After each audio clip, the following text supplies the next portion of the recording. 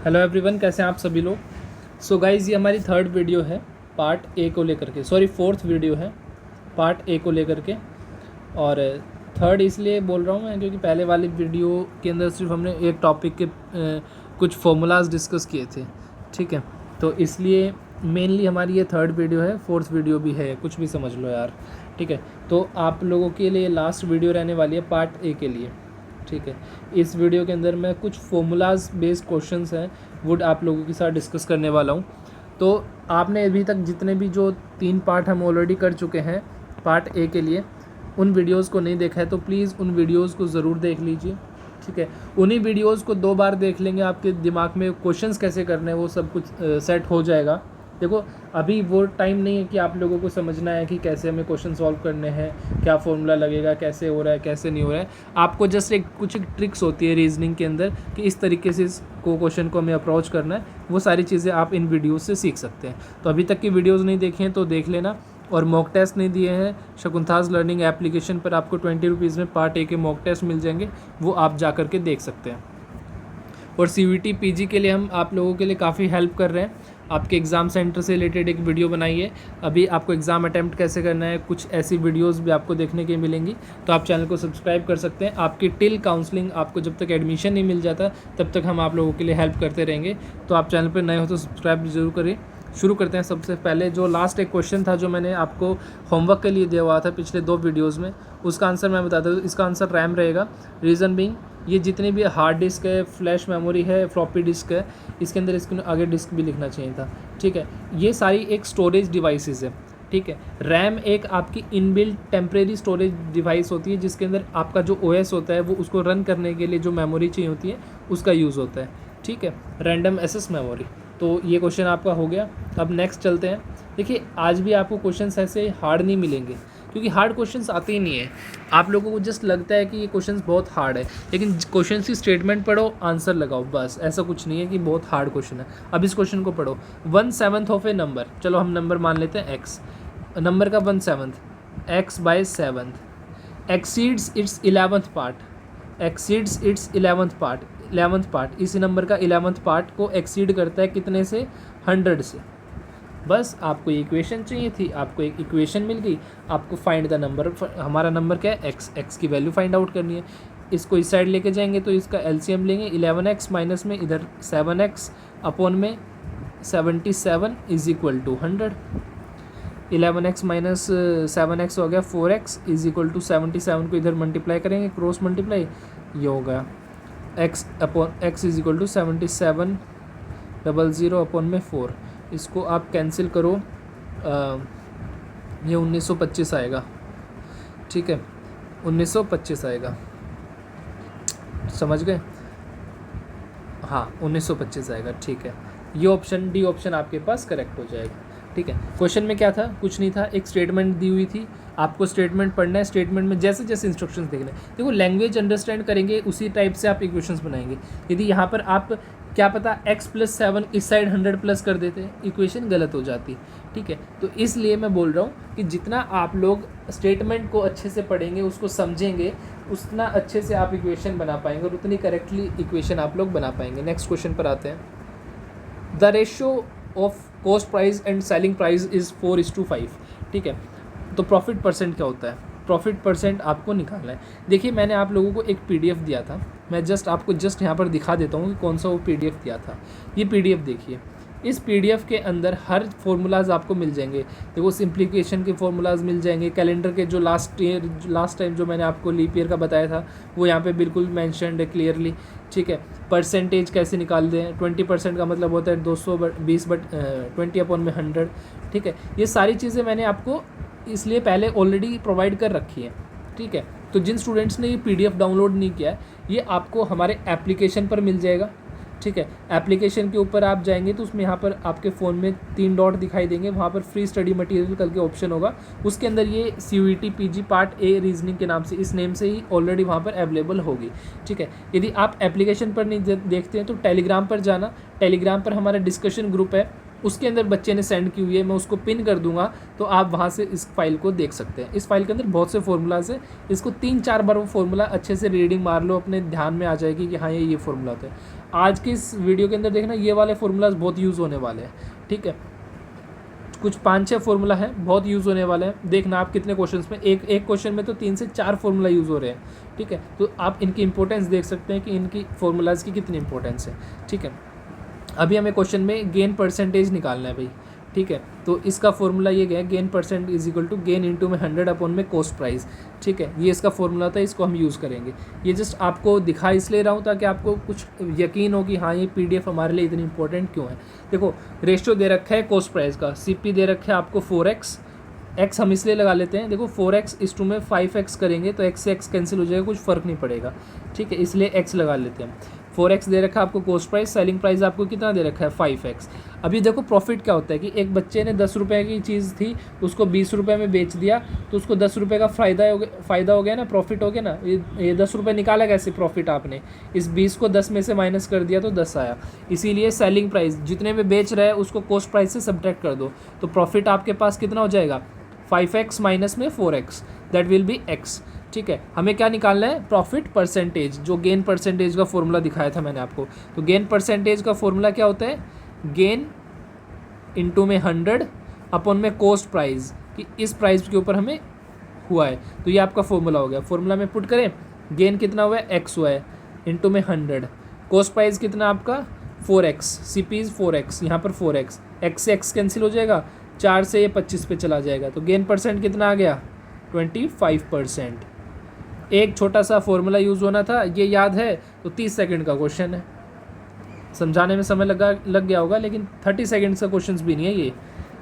एक वीडियो बनाऊंगा जिसमें आपको बताऊंगा किस क्वेश्चन पे आपको कितना टाइम डिवोट करना है, कैसे पूरा टाइम मैनेज करना है आपको इस एग्ज़ाम के लिए। नेक्स्ट क्वेश्चन देखो, अच्छा ये भी प्रॉफिट का आ गया, बहुत बढ़िया। देखिए by selling an item for 198, ये क्वेश्चन बहुत इंपॉर्टेंट है। सेलिंग प्राइस 198 देना, ईजी है, आराम से करना, कुछ फॉर्मूला यूज़ होंगे उनका अच्छे से यूज़ करना है बस, और क्वेश्चन की लैंग्वेज है वो बहुत इंपॉर्टेंट है। सेलिंग प्राइस दे रखा है इसने 198, घाटा कर लिया भाई साहब ने, लॉस हो गया आपके पास 12% का, ठीक है। हाउ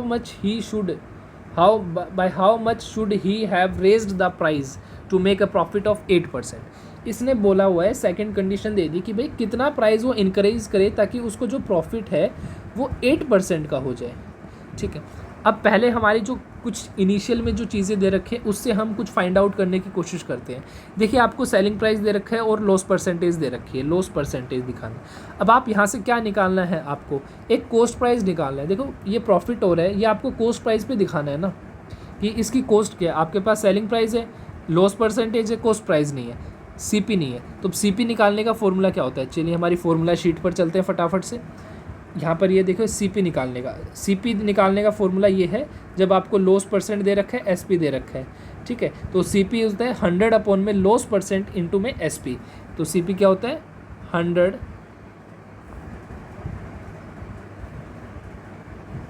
100 अपॉन में 100 माइनस लॉस परसेंटेज 12 इंटू में SP 198 is equal to 19800 upon में कितना हो जाएगा 88। ये हो गया आपके पास सीपी कितना आ गया आपका, कॉस्ट प्राइस कितना आ गया, इसको कैलकुलेट करेंगे, ये समथिंग बनेगा 225 के आसपास शायद। एक बार आप लोग भी कैलकुलेट करना, 19800 डिवाइडेड बाय 88, ये आ गया 200, हाँ 225 आपके पास बन रहा है। कॉस्ट प्राइस आपके पास आ गया 225। अब इस क्वेश्चन में पूछा गया है कि आपको सीपी मिल गया, देखो सीपी यहाँ पे सेम रहने वाले, उसका कॉस्ट प्राइस कितना है 225। अब ये बोल रहा है कि सीपी हमारा इतना है, हमको 8% का प्रॉफिट करना है, तो हमारा सेलिंग प्राइस कितना होना चाहिए, यही तो पूछ रहा है हमें। एसपी निकालना है, यहाँ पर पूछ कुछ और ही रहा है, लेकिन हमको अभी निकालना एसपी है, आपको बताऊँगा कि क्या पूछ रहा है ये। सेलिंग प्राइस निकालना है। सिमिलरली भाई आपके पास फॉर्मूला वाली शीट पर जाएंगे, सेलिंग प्राइस का देखो यहाँ पर लिखा हुआ है कि सेलिंग प्राइस निकालना है, तब आपको गेन हुआ तो 100 प्लस में गेन। देखो तब भी फॉर्मूला याद करने के तरीके सीखो। जब आपको सेलिंग प्राइस निकालना है, हमेशा गेन हो या लॉस हो, लॉस में माइनस करना होता है, गेन में प्लस करना होता है, और उसको ऊपर रखना पड़ता है। सेलिंग प्राइस में हमेशा नीचे रखेंगे इसको 100 माइनस लॉस को या गेन को, माइनस वहीं लगाना है जहाँ लॉस हो, ठीक है। तो ये सिंपल से फॉर्मूलाज है, आप इनका ध्यान रखिए। तो हमें अब ये फॉर्मूला यूज़ करना है, सेलिंग प्राइस निकालना है, गेन परसेंटेज दे रखी है और कॉस्ट प्राइस दे रखी है। तो 100 प्लस में गेन परसेंटेज, 100 प्लस में गेन परसेंटेज कितनी है 8 अपॉन में 100 इंटू में CP दे रखा है 225, ये आपके पास SP आ जाएगा। SP कितना आएगा 108 गुना में 225 बटे में 100। इसको 4 से 25 से काट दूँ, 25 चौके 100, 25 8 और 25 निम में 225। ठीक है, ये हो गया 2 से काट दो इसको, और ये हो गया 5 और 4 54, और ये हो गया आपके पास 27। 27 को आप लोग 9 से मल्टीप्लाई कर लो, 27 को 9 से मल्टीप्लाई कर लो आप लोग, ये बनेगा ये 243 बन जाएगा आपके पास। तो भाई उसको 243 में बेचना पड़ेगा जब उसको 8% का मुनाफा चाहिए। तो अब बात आती है कि आपके पास ऑप्शन में जो ऐसा कुछ दिया ही नहीं है, क्योंकि इसने पूछा क्या है कि कितना उसको प्राइस इंक्रीज़ करना पड़ेगा। 198 में बेच रहा था पहले, अब कितने में बेचना है उसको 243 में। तो इसको 243 को माइनस कर देंगे हम, मतलब 243 में से 198 माइनस कर देंगे, ये बचेगा 45। तो 45 रुपीज़ उसको इंक्रीज़ करना पड़ेगा जब जाके उसको 8% का फ़ायदा होगा। क्वेश्चन समझ में आया? कितने फॉर्मूलाज यूज़ हुए? 1 फार्मूला, 2 फार्मूला, 3 फार्मूला यूज़ हो गए इस क्वेश्चन में। ठीक है, तो वो फार्मूला शीट कितनी इंपॉर्टेंट है आप लोगों को समझ में आ गया होगा। नेक्स्ट क्वेश्चन चलते हैं। ओ वाह, खाली है, चलो ठीक है। ये देखो, अब ऐसे क्वेश्चंस बहुत आएंगे रिलेशनशिप से बेस्ड कि आपस में रिलेशन क्या है। अब देखो, बॉटनी और प्लांट्स, यहाँ पर बॉटनी और प्लांट्स का कुछ रिश्ता होगा, वही रिश्ता आपको इन दोनों के बीच का बताना है। एंटोमोलॉजी और जो भी इनमें ऑप्शन में दे रखा है। देखो, बॉटनी की प्लांट्स की स्टडी को क्या बोलते हैं? बॉटनी। ठीक है, ऐसे ही इंसेक्ट्स की स्टडी को हम क्या बोलते हैं? एंटोमोलॉजी। तो इसका आंसर हो जाएगा इंसेक्ट्स। ठीक है, यहाँ पे कुछ और टर्म्स भी दे सकता है, ये कंप्यूटर की टर्म्स दे देगा, कुछ और मैथमेटिक्स की टर्म्स दे देगा, यहाँ पर इसने थोड़ा बायोलॉजी डाल दिया, साइंस में और कुछ दे देगा। तो आपको ये कॉमन सेंस की चीज़ें, इसमें कुछ ज़्यादा खास दिमाग नहीं लगाना। नेक्स्ट क्वेश्चन देखिए, रमन रैंक्स, बहुत ईजी क्वेश्चन है, मतलब इस क्वेश्चन में भी यदि कोई गलत करके आ रहा है ना वो महाबेवकूफ़ है। मैं भी क्या क्या बोल देता हूँ, ठीक है, जो भी है भाई। ये एक मैंने वैसे रैंक वाइज कुछ डिस्ट्रीब्यूट कर लिया। अब ये क्या बोलता है कि रमन की ऊपर से जो रैंक है वो है 16th। भाई ये टॉपर्स हैं, ये यहाँ पर ये हमारे टॉपर भैया हैं। ठीक है, यहाँ से रमन की जो रैंक है वो है 16th, मतलब रमन है वो 16वें नंबर पर आता है। नीचे से जब कैलकुलेट किया, कोई मेरे जैसे था लूज़र, उसने कैलकुलेट किया तो वो देखा कि यार ये तो रमन तो 49th पे आ रहा है। रमन की नीचे से कैलकुलेट करेंगे तो 49th पर है। तो अब ये पूछ रहा है कि टोटल क्लास में बच्चे कितने हैं। तो एक चीज़ आप ध्यान रखिए, नीचे से आप कैलकुलेट करना स्टार्ट कर रहे हैं, रमन पर आ गया 49। अब ऊपर से देखें तो रमन 16वें पे, नीचे से 49 पर है। तो रमन से पहले कितने बच्चे और हैं? 15 बच्चे और है कि नहीं? वो 16 पर है। ठीक है, 16 से पहले 15 बच्चे और हैं, तो टोटल बच्चे कितने हो जाएंगे? 49 तो यहाँ पर आ रहा है, 49 से 49 प्लस में 15 is equal to 64। Total number of students will be 64। मतलब 49 यहाँ पर, 16 इससे पहले हैं, 49 यहाँ पर, 16 उसकी रैंक है, तो उससे पहले कितने बच्चे और हैं? 15 बच्चे और हैं, तो 64 हो गया। ठीक है, इसको आप ऐसे भी कर सकते थे, 16 प्लस में 48। ठीक, आंसर हमारा सेम आता। नेक्स्ट क्वेश्चन करते हैं फटाफट। सिमिलरली वैसे क्वेश्चन आ गया जो स्टार्टिंग में करवाया था। स्टेटमेंट गिवन है, इजीली आपको उसको क्रैक करना है। 1/5 of a number exceeds 1/7 of its by the same by 10।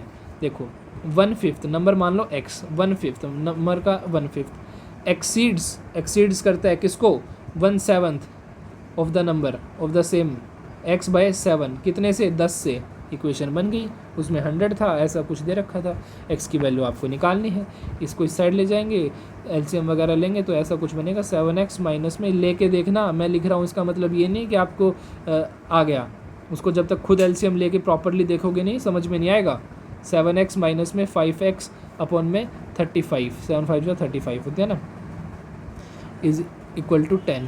तो ये आ गया 2x is equal to 350, x is equals to 175। Third option आपके पास करेक्ट हो जाएगा। नेक्स्ट क्वेश्चन, ब्लड रिलेशन के क्वेश्चंस बहुत इंपॉर्टेंट क्वेश्चंस हैं और बहुत इजी क्वेश्चंस हैं। ठीक है, क्योंकि आपको इसके अंदर दिमाग नहीं लगाना, बस अपनी कॉमन सेंस निकालनी है, अपनी फैमिली को इसके अंदर डालना है। ठीक है, रिलेशन बनाना है अपने से रिलेटेड सारी चीज़ों का। अभी फटाफट से इस क्वेश्चन को करते हैं। देखिए, एक चीज़ मैंने आपको शायद पहली वीडियोस में भी बताया होगा, ब्लड रिलेशन के क्वेश्चंस के अंदर हमेशा जनरेशन बना लीजिए कि ये वाली जनरेशन, दादा दादी वाली जनरेशन, ये मेरे मम्मी पापा वाली, ये हमारी, ये हमसे नीचे वाले बच्चों की, ऐसे जनरेशन वाइज आप डिवाइड करके चलेंगे तो क्वेश्चन है ईजिली होगा आपके लिए। अब फटाफट से इस क्वेश्चन को देखते हैं। Introducing Asha to guest, Bhaskar said. देखिए जी, हमारे भास्कर जी हैं, ठीक है, ये हमारी आशा जी हैं। एक मिनट, आशा जी को इस साइड बनाते हैं। ये हमारी आशा जी हैं, ठीक है। ये आशा जी को इंट्रोड्यूस करते हैं गेस्ट से कि हर फादर, भाई इनके पापा, चलो इनके पापा बनाते हैं, इनके फादर ये रहे, ठीक है। Is the only son of my father, ये बोल रहे हैं ये इनके पापा मेरे पापा के ओनली सन है। इनके पापा मेरे पापा के ओनली सन है। ये फादर है किसके? भास्कर के। इस क्वेश्चन को आप थोड़ा सा ध्यान से समझना। भास्कर जी बोल रहे हैं इनके पापा, आशा के फादर, यहाँ पे लिखे आशा के फादर, ठीक है। Is the only father, is the only son, sorry ये सन है, is the only son of my father. अब ये बोला ओनली सन है मेरे पापा के, तो भाई ओनली सन भी बोल दिया कि मतलब एक ही बच्चा है उनके, मतलब उनके फादर के एक ही लड़का है, और वो कौन होगा? भास्कर। ये बोल रहा है मेरे पापा के एक ही लड़का है, ठीक है, ये उनकी बेटी है। तो अभी ने पूछा क्या है, how is Asha related to Bhaskar, Asha और भास्कर का रिश्ता क्या है? आशा है वो भास्कर जी की बेटी है, तो डॉटर आपके पास आंसर हो जाएगा। समझ में नहीं आया, एक बार और दोबारा लो। आशा जी, भास्कर जी बोलते हैं कि आशा जी के बारे में कि आशा जी के पिताजी, ठीक है, इकलौते बेटे हैं मेरे पापा के, तो यही हो गया ना, भास्कर जी के पापा, भास्कर जी इकलौते हैं अपने पापा के, ठीक है, उनकी बेटी है आशा। तो देखिए मैंने जनरेशन वाइज लेके चलता हूँ, यहाँ पर हो गया आपकी वाली जनरेशन, यहाँ आपके पापा वाली, यहाँ आपके ग्रैंडफादर वाली, ठीक है। तो इस तरीके से क्वेश्चंस को करना, जैसे जैसे बोलते जाए अपने से रिलेट करके आंसर्स निकालने की कोशिश करना। ये क्वेश्चन देखिए, इस क्वेश्चन में मेरे को थोड़ी सी गड़बड़ हुई, पता नहीं वो अंग्रेजी की वजह से हुई, आपको मैं समझा देता हूँ जो चीज़ें मेरे को समझ में आई। वो नीना जी बोलती हैं, नीना, यहाँ पे मैं लिख देता हूँ नीना, कोई भी क्वेश्चन हो लिख लिया करो, ठीक है। नीना सेज अनीताज फादर रमन, नीना बोलती है कि अनीता, यहाँ पे मैं लिख रहा हूँ अनीता, अनीता के फादर रमन, यहाँ पे लिख लिया Raman, is the only son of, ये ओनली सन है किसके? Of my father in law, मेरे ससुर जी के फादर इन लॉ। ससुर जी का नाम है महिपाल जी। भाई मैं थोड़ा हिंदी में बता रहा हूँ, जस्ट आपको समझ में आए, ठीक है। नीना रमन जी की वाइफ होगी, लिख के ले लो। कैसे? मैं भी आपको स्टेटमेंट दिखा रहा हूँ, ये इनकी वाइफ है, ठीक है, रमन जी की। देन हाउ इज़ बिंदु who is sister of Anita, बिंदु है वो अनीता जी की सिस्टर है। आपको बिंदु और महिपाल जी के बीच में रिलेशन बताना है, ठीक है। आपको साफ साफ समझ में आ रहा होगा कि बिंदु है, महिपाल जी हैं वो बिंदु जी के क्या है? नाना जी, ठीक है। तो हमें रिश्ता बताना है कि बिंदु है वो, बिंदु और महिपाल जी का रिश्ता कैसा है, ठीक है। तो देखो हिंदी में बोलते हैं दोइती, ठीक है, ये इनके नाना जी हैं, तो बिंदु इनकी दोइती होगी, ठीक है। अब उसको हम पैटर्नल नीस बोल लेंगे या फिर इसमें नन ऑफ दीज चूज़ करेंगे, मुझे खुद नहीं पता, क्योंकि देखो सेकंड ऑप्शन और थर्ड ऑप्शन तो हो नहीं सकता, 1 या 4 में हो सकता है ऑप्शन, क्या तो 1, क्योंकि मैंने गूगल किया था, तो नीस का मतलब होता है भांजी या भतीजा, भांजी भतीजा, ठीक है। तो इस तरीके से नीस का मतलब ये होता है। तो दोइती मैंने सुना दोइती है, तो आई डोंट थिंक, पता नहीं क्या बोलते हैं इसको। तो ये चीज़ आप लोग एक बार खुद चेक करना और मेरे को भी कमेंट बॉक्स में बता देना कि इसका आंसर क्या होगा, ठीक है। मैंने आपको जस्ट क्वेश्चन समझा दिया, क्वेश्चन की लैंग्वेज क्या थी। देखो मैं दोबारा बताता हूँ। नीना बोलती हैं कि अनीता के पिताश्री रमन इकलौते बेटे हैं अपने मेरे ससुर जी के, मेरे ससुर जी के इकलौते बेटे, मतलब कि मैं भी उन्हीं की वाइफ होगी, ठीक है, नीना भी उन्हीं की वाइफ होगी, इकलौते हैं रमन, ठीक है। और रमन जो नीना के जो ससुर जी हैं महिपाल, तो इसलिए दोनों आपस में हस्बैंड एंड वाइफ हो गए। तो इनकी बेटी होगी अनीता, अनीता की बहन है बिंदु, इनकी दूसरी बेटी है बिंदु। तो आई थिंक क्वेश्चन समझ में आ गया होगा, मैं भी बहुत ज़्यादा रिलेट कर देता हूँ, है ना। नेक्स्ट क्वेश्चन देखिए फटाफट से, सिंपल इंटरेस्ट का क्वेश्चन आ गया। सिंपल इंटरेस्ट का फॉर्मूला आप लोगों को पता होना चाहिए, P/R/T/100। P होता है प्रिंसिपल, R होता है रेट, T होता है टाइम, ठीक है। क्या बोल रहे हैं क्वेश्चन में? अ सम ऑफ 12,500, 12,500 आपको क्या दे रखे हैं? प्रिंसिपल अमाउंट 12,500, अमाउंट्स टू इतना रुपए हो जाता है इन 4 ईयर्स, टाइम दे रखा है 4 years, at a rate of simple interest, simple interest rate हमें दे नहीं, रेट निकालना है तो आर लिख लेंगे अपॉन में 100। आपको क्या दे रखा है, इंटरेस्ट दे रखा है, कितना ब्याज बना आपका 15,500 रुपये बन गए टोटल 4 साल बाद। तो ब्याज कितना बना इसके ऊपर, 12,500 में से सब्ट्रैक्ट कर दो इसको, 3,000 रुपये ब्याज के बन गए, इंटरेस्ट के बन गए। इक्वेशन है आर निकालना है, निकल जाएगा। इस 00 से 00 कैंसिल हो गई, 125 को 4 से गुना कर लो यार, 125 दूनी कितना हो गया 250, 250 को 2 से करेंगे 500, 500 R is equal to 3, R आपके पास हो जाएगा 6, R is equal to 6%। Question को सॉल्व कर लेना, तरीका मैंने आप लोगों को बता दिया है, मैंने सॉल्व भी करके दिखा दिया, कैलकुलेशन खुद समझ लेना, अपने हाथ से करोगे तब मज़ा आएगा।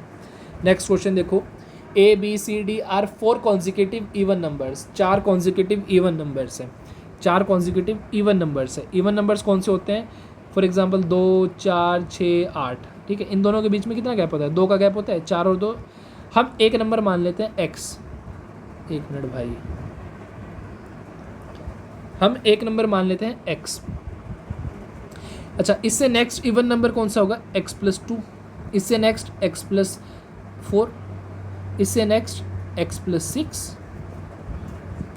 देखो इन का डिफरेंस करना आपस में 2 आएगा, इसको इससे माइनस करोगे तो 2 आएगा, इसको इससे माइनस करोगे तो 2 आएगा, इसको इससे माइनस करोगे तो 2 आएगा।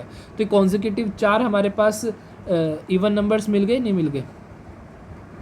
अभी क्या पूछ रहा है ये, एवरेज दे रखा है 181। एवरेज कैसे निकालते हैं कि इन सभी का सम करेंगे और जितने नंबर्स हैं उनसे डिवाइड कर देंगे, अपॉन में 4 नंबर्स हैं 181। यहाँ से x की वैल्यू निकाल लोगे, 1 2 3 4, 4x प्लस में 6 और 4 10, 10 और 2 12, अपॉन में 4 इज इक्वल टू 181। ठीक है, तो ये कितना हो जाएगा, इसको सोल्व करो सभी लोग बैठ के, 1 मिनट वीडियो को पॉज करो और सोल्व करो, मैं भी करता हूँ।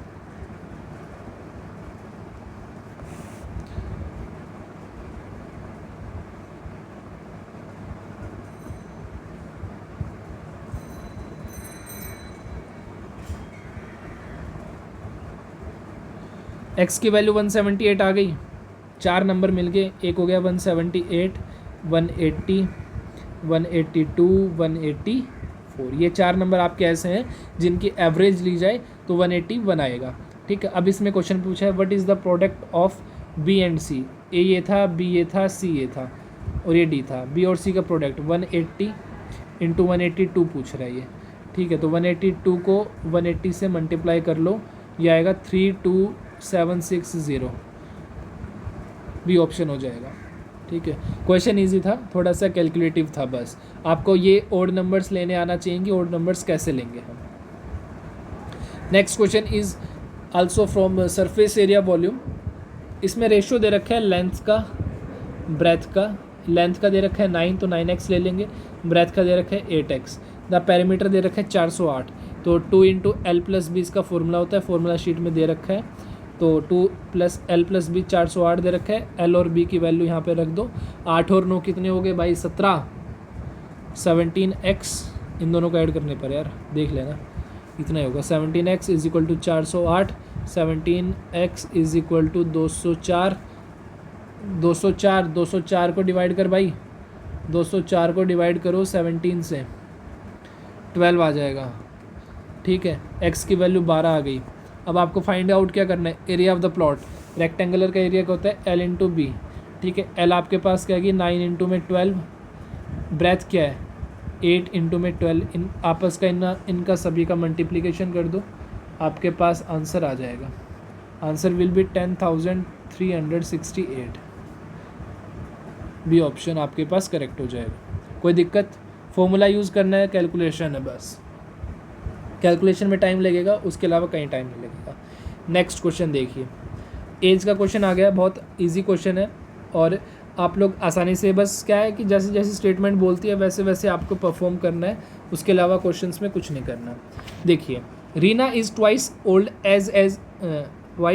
As Meeta was 2 years ago. Meeta की एज हम मान लेते हैं x। ठीक है, मीता की एज हमने x मान ली, बहुत बढ़िया भाई। मीता की एज हमने x मान ली। अब क्या बोल रहा है, Reena is twice as old, Reena is twice as old as Meeta was 2 years ago. Meeta 2 साल पहले जितनी थी उसकी 2 गुना है रीना, ये रीना की एज आ गई। ठीक है, आगे क्या बोला है, difference between their edges is 2 years। अब इन दोनों के बीच के डिफरेंस कितना है, 2 साल का, तो ये इक्वेशन बन गई। How old is Reena, Reena की एज निकालनी है आपको।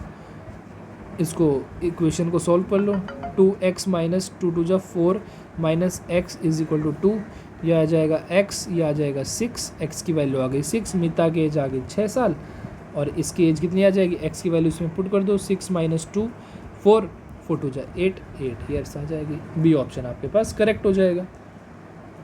क्वेश्चन में कुछ नहीं था, बस स्टेटमेंट आपको समझ में आनी चाहिए, उसको कैसे आप लिख रहे हैं वो चीज़ आपके लिए मेन है। नेक्स्ट क्वेश्चन पे चलते हैं। ये प्रोबेबिलिटी का क्वेश्चन आ गया। प्रोबेबिलिटी कैसे निकालते हैं, टोटल नंबर ऑफ आउटकम्स, मतलब जिसकी प्रोबेबिलिटी निकालनी है उसको ऊपर लिखो, ठीक है, और यहाँ पे नीचे टोटल नंबर ऑफ आउटकम्स, ठीक है। तो हमको ये निकालना। अब इसमें बोला कि 2 डाइस होती हैं हमारे पास, उनको हम थ्रो करते हैं साइमल्टेनियसली, तो जो प्रोबेबिलिटी है वो क्या आएगी, जब हमारे पास दोनों डाइसों पे जो भी नंबर्स आएंगे उनका सम 10 हो या 11 हो। देखो 10 और 11 होने की प्रोबेबिलिटी क्या क्या है, एक तो देखो दो क्या क्या पॉसिबल पेयर्स बन सकते हैं, total possible pairs, total number of outcomes कितनी मिलेंगी, 6 की पावर 2, ठीक है, 36 आउटकम्स मिलेंगे आपके पास, ठीक है। अब इसमें से 10 और 11 के पेयर्स कौन से बनेंगे, देखो सिंपल सी बात है, 10 के पेयर बनेंगे 4 या 6, 5 या 5, 6 या 4, इन 3 के अलावा कोई पेयर नहीं बनेगा जिनके सम है वो 10 होगा। 11 के कौन से बनेंगे, 6 और 5, 5 और 6, समझ गए, ये 5 पेयर्स के अलावा कोई पेयर नहीं बनेगा, ठीक है। तो कितने हो गए total number of, 1 2 3 4 5, 5 by outcome कितनी है, 36, 5/36, बी ऑप्शन आपके पास करेक्ट हो जाएगा। कोई दिक्कत है कमेंट बॉक्स में बताना मेरे को, इनकेस कोई दिक्कत हो। ये फिर से सिंपल इंटरेस्ट का क्वेश्चन आ गया एक, ठीक है। ये क्वेश्चंस मैंने डिफरेंट पेपर से उठाए, ठीक है। तो आप ये मत सोच रहे हैं मेरे डोमेन का नहीं है, मेरे डोमेन का नहीं है, सभी डोमेन्स में ईजी क्वेश्चंस आते हैं। मैं बता रहा हूँ, ये 3-4 वीडियोज़ आपने देख ली, ठीक है। देखने का मतलब ये नहीं कि बस उसको मूवी की तरह बैठ करके देख रहे हैं, देखने का मतलब ये है कि वीडियो ऑन किया, वीडियो में जो क्वेश्चंस करवाए हैं वो आपने अपने हाथों से खुद किया हो, वीडियो को पॉज करके, तब तो ये बेनिफिशियल होगा, वरना ये बेनिफिशियल नहीं होगा, ठीक है। उसके बाद रिवीजन के लिए आप नॉर्मली बैठ करके देख सकते हैं ड्यूरिंग एग्ज़ाम से 2-4-5-6 घंटे पहले, जिससे आपका फॉर्मूलाज है वो आपके क्विक रिवीजन हो जाए। आकाश जी हैं वो पैसे देते हैं, 180 रुपये देते हैं विकास को, 10 साल के लिए देते हैं, ठीक है, और सिंपल इंटरेस्ट पे दे रहे हैं, तो रेट इनको पता नहीं, तो आर ले लेते हैं, ठीक है। तो इसका सिंपल इंटरेस्ट ये हो गया। अब ये पूछ क्या बोल रहे हैं, सम दे रखा है, में इंटरेस्ट है वो दोनों का सम मिल रखा है, प्लस में 200 रुपये दिए चांद को, 2 साल के लिए दिए, और रेट इंटरेस्ट सेम बोला हुआ है, बोथ केसेस में रेट इंटरेस्ट सेम अपॉन में 100। इंटरेस्ट हो गया दोनों, टोटल इंटरेस्ट 220 रुपये उसको मिलता है। इन दोनों यहाँ से इनको कैलकुलेट कर लो, ये आ गया 18R प्लस में 2 2 जा 4, 4R इज इक्वल टू 220, ये आ गया 22R is equal to 220, R की वैल्यू आ गई 10, रेट आपको निकालना था 10%, आपका आंसर आ जाएगा बी ऑप्शन। कोई दिक्कत है इस क्वेश्चन में, क्वेश्चंस ख़त्म, वाह भाई वाह, सारे क्वेश्चंस करवा दिए भाई मैंने, हर टाइप का ऑलमोस्ट हर क्वेश्चन मैंने आपको करवा दिया है तीनों वीडियोस में। अभी तक यदि आप लोगों ने तीनों वीडियोस नहीं देखी है, चारों वीडियोस नहीं देखी हैं, तो आप लोग देख लेना, चैनल पर आपको मिल जाएंगी। पार्ट ए के नाम से फ्री क्लासेस का थंबनेल आपको लगा होगा वहाँ पर, ठीक है। उन सभी के ऊपर नंबर्स भी लिखे हुए हैं, ये पहली वीडियो, दूसरी वीडियो, तीसरी, चौथी, ठीक है। इन 4 वीडियोज़ में जितने क्वेश्चंस करवाए हैं, इससे बाहर एक भी क्वेश्चन नहीं आएगा, ठीक है। इन क्वेश्चंस को अच्छे से कर लेंगे, सिमिलर टाइप के क्वेश्चंस आएंगे, मैं नहीं कह रहा हूँ सेम क्वेश्चंस आएंगे, सिमिलर टाइप के, सिमिलर कॉन्सेप्ट का यूज़ होगा, ऐसे ही क्वेश्चंस आपको पेपर में मिलेंगे। मेरी तरफ से सभी को बेस्ट ऑफ लक। यदि अभी तक किसी ने CUT की 2 टेस्ट वगैरह नहीं दिए तो भाई ये टेस्ट दे लेना, ठीक है। 20 रुपीज़ में टेस्ट है, 2 टेस्ट आपको देखने को मिलेंगे, इसके अंदर इंग्लिश की और GS की थोड़ी सी प्रैक्टिस हो जाएगी, कुछ क्वेश्चंस की, ठीक है। और आपके मैथमेटिक्स की भी एक टेस्ट सीरीज़ है 50 रुपीज़ में, आप इसको भी ज्वाइन कर सकते हैं। और इसमें मॉक टेस्ट के लिए जो पार्ट ए के लिए सिर्फ और सिर्फ सभी सब्जेक्ट्स के लिए है, ये 20 रुपीज़ में 2 मॉक टेस्ट मिलेंगे, आप लोग ज्वाइन कर सकते हैं हमारे एप्लीकेशन पर। मिलते हैं नेक्स्ट वीडियो में, तब तक के लिए बेस्ट ऑफ लक, बाय।